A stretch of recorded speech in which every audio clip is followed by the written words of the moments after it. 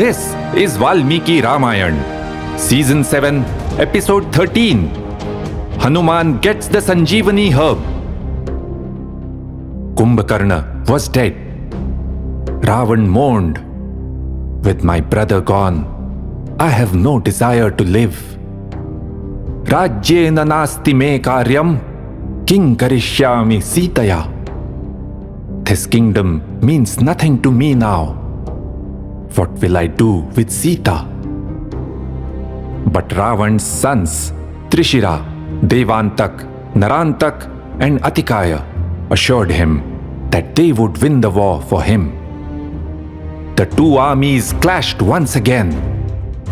Ravan's sons were formidable warriors, but soon the Vanaras had killed them all except for Atikaaya.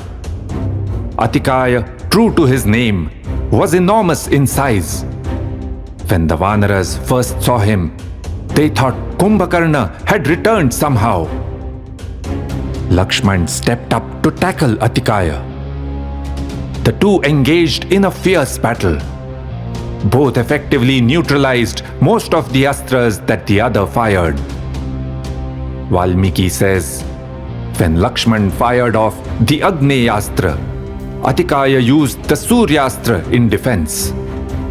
Tavubhau ambare banau anyonyam abhijagnatuh tejasa sampradiptagrau. Both the arrows were ablaze as they struck each other in mid-air and then fell to the ground. But some of the arrows did find their marks. Lakshman was struck in the chest and started bleeding heavily, but he bravely continued fighting.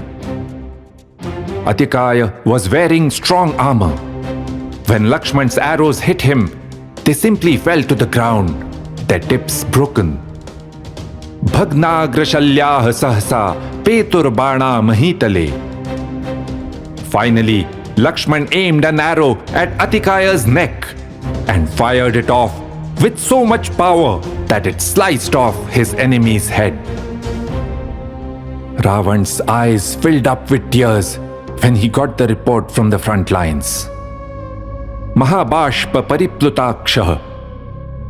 He was still angry, but now it was a helpless, desperate anger, unlike the earlier defiant and arrogant one.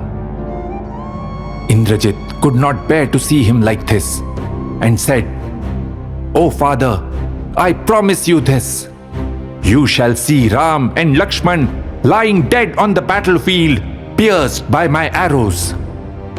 And then Indrajit stepped out to fight. So far, Indrajit is the only leader from Ravan's side who has scored a win in this war. Remember his success on the first day. Indrajit had weapons that no one else had, and he did not put himself out in the open. He attacked in a way that made it impossible to figure out where he was firing from.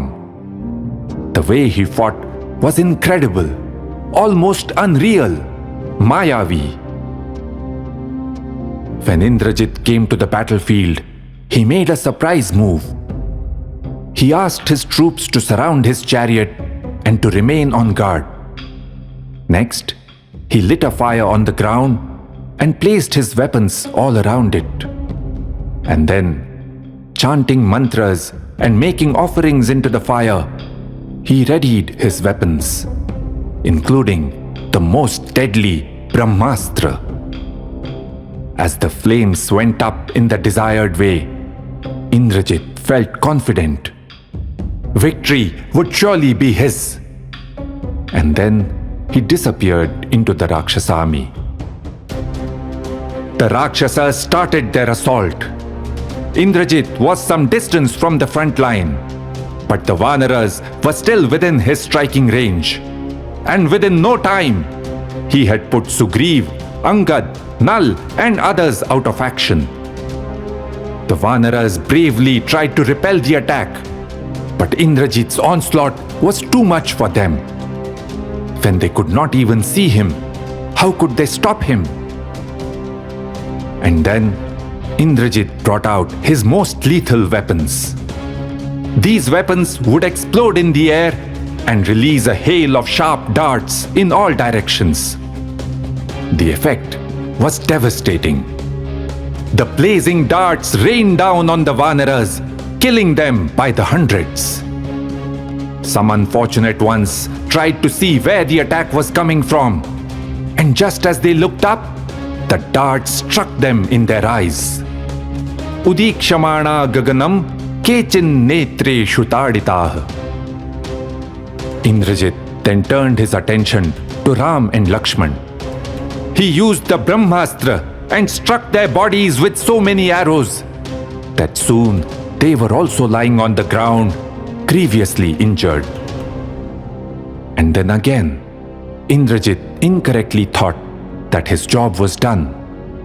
He rushed back to Lanka to tell Ravan about his victory. Soon it was dark. Ram, Lakshman, Sugriv, Angad, and many others were lying unconscious. Vibhishan and Hanuman were the only senior leaders who had come out relatively unscathed from the earlier assault. As they attended to the injured, Vibhishan came across Jambavan. Jambavan had lost a lot of blood, but with great effort, he told Vibhishan to get Hanuman. And when Hanuman came up to him, Jambavan said, "The fate of our army is in your hands now. You must quickly get 4 medicinal herbs, Sanjeevani, Vishalyakarani, Suvarnakarani, and Sandhani. Go to the Himalayas, Himavantam Gantumarhasi. Between Mount Kailash and Mount Rishabh, you will see another peak shining brightly. Many herbs grow on this mountain. There you will find the ones we need.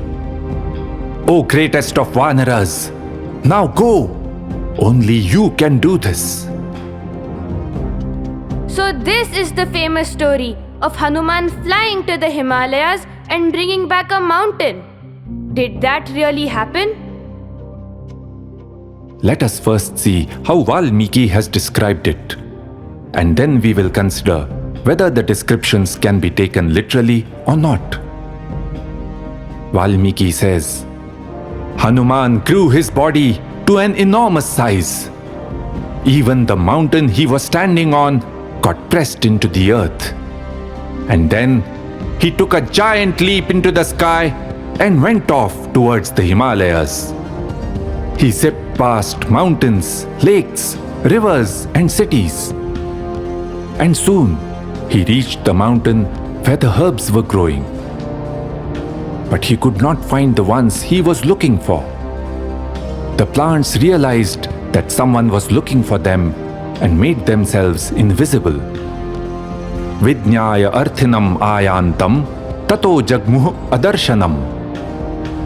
And so Hanuman picked up the entire mountain peak with the trees and even the animals and brought it all back to Lanka. Ram, Lakshman, and the injured Vanaras were administered the medicines. Soon they all recovered. Hanuman then quickly went and put the mountain back in its place in the Himalayas. Tamoshadhi Shailam Ninaya Vegad Himavantam. Did Hanuman do this using any yogic powers? Valmiki has not mentioned anything about Hanuman using yogic powers or siddhis. And also consider this. The distance from Lanka to the Himalayas is about 2,500 kilometers. Hanuman is said to have covered this distance 4 times for 2 up and down trips in just a few hours. His flying speed would have to be many hundreds of kilometers per hour. Even if Hanuman had some means of making the journey himself, the mountain would not remain intact at such speeds. Trees get uprooted in hurricanes at much lower wind speeds. By the time Hanuman could have brought the mountain to Lanka, not a single tree would have survived. Clearly, Valmiki's description cannot be taken literally. he is using the same imagery that he had used in the Sundarkand. Remember, in Season 6, Episode 1, Valmiki described Hanuman's swimming action in detail, while also using the imagery of him flying through the sky. Most likely, these plants were native to the Himalayan region, but the medicines were also available nearby. Remember, on the first night of the war, the Garud had also brought some such herbs. And when Sugriv had assembled his army, we had heard that the Vanar troops from the Himalayas had brought some medicinal herbs with them. The idea of getting a mountain of herbs could be a way of saying that Hanuman got a very large quantity of these medicines. Also, I thought that Lakshman was the only one injured when he was given the Sanjeevani herb. That comes later in the story. Iti, her, asa. That is how it happened.